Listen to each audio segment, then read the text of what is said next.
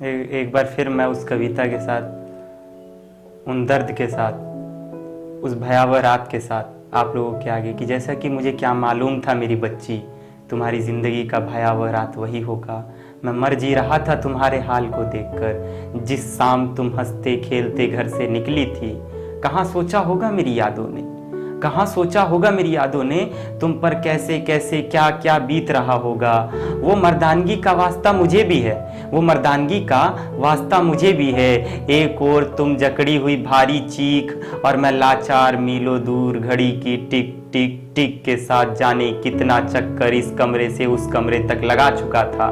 तभी उस सन्नाटे को पल में तोड़ भारी भूचाल मचाने वाले फोन की घंटी ने पल भर में तुम्हारी माँ के साथ अस्पताल तक पहुंचा दिया। फिर कैसे तुम्हारी आंखों में मैं देख पाता और कह पाता तुम्हें कुछ नहीं होने दूंगा मेरी बिटिया, मुझे लालत है मेरी मर्दानगी पर। मैं कैसे कहूँ पापा है न तेरे, मेरे होते हुए भी मेरा ना होना ही सही है मेरी लाडली। तू खुद को बचाने की गुहार में जाने क्या क्या बोल गई है मेरी रानो।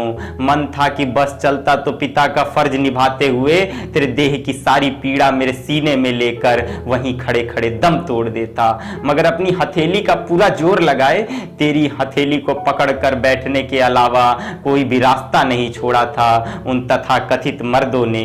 मगर वादा कर मेरी बहिनी, मगर वादा कर मेरी बहिनी, अभी जा तू चली जा, तेरा दर्द अब और नहीं सहा जाता, पर लौट कर मेरे घर ही आना। मैं सारा जोर लगा दूंगा तुझे फिर